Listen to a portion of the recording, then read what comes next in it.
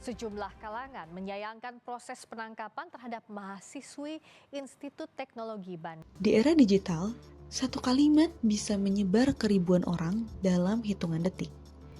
Media sosial memberi ruang bagi masyarakat untuk bersuara, mengkritik, dan mempertanyakan kekuasaan. Namun di Indonesia, kebebasan itu sering berujung pada ancaman hukum.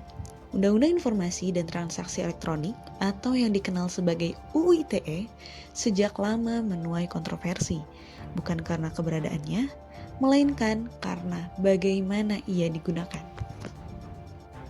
ITE pertama kali disahkan pada tahun 2008. Tujuannya sangat mulia, untuk mengatur transaksi elektronik dan melindungi aktivitas digital masyarakat.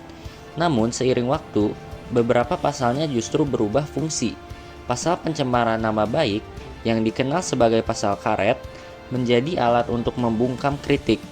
Data menunjukkan jurnalis, aktivis HAM, dan masyarakat sipil menjadi kelompok yang paling rentan terjerat. Kritik yang seharusnya menjadi bagian dari demokrasi perlahan berubah menjadi perkara pidana. Panjang satu dekade, banyak kasus menunjukkan pola yang sama. Kritik terhadap kebijakan publik dibalas dengan laporan pidana. Aktivis HAM, jurnalis investigatif, hingga warga biasa semuanya bisa menjadi target. Efeknya bukan hanya pada korban. Muncul apa yang disebut sebagai chilling effect. Rasa takut untuk berbicara, ragu untuk mengkritik, dan akhirnya memilih untuk diam. Pada tahun 2024, pemerintah melakukan revisi kedua terhadap UU ITE. Pasal lamanya dihapus, namun substansinya kembali hadir dalam bentuk baru, yaitu pasal 27A dan 27B. Pasal 27A mengatur pencemaran nama baik, sedangkan pasal 27B mengatur pemerasan berbasis ancaman reputasi. Sayangnya, banyak pihak menilai revisi ini belum menyentuh akar masalah. Definisi yang kabur tetap dipertahankan, sehingga ambiguitas tetap membuka ruang kriminalisasi.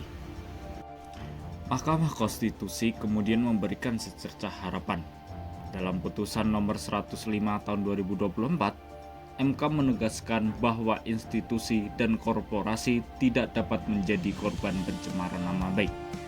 Ini adalah langkah maju, namun celah hukum masih tersisa. Pejabat publik tetap bisa melapor atas nama pribadi. Celah inilah yang memungkinkan praktik strategic lawsuit against public participation atau SLAPP terus berlanjut dengan wajah yang baru. Kebebasan berekspresi adalah hak asasi manusia fundamental.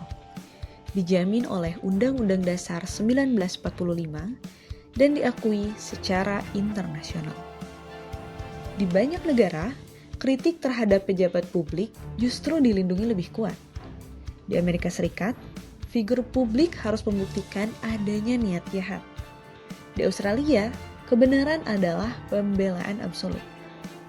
Prinsip-prinsip ini menunjukkan satu hal, demokrasi tidak takut pada kritik.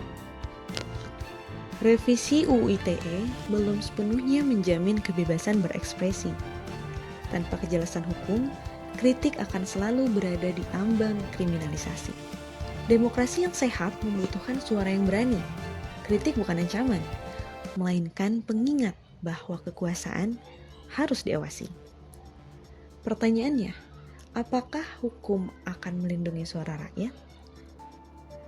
Atau justru membungkamnya?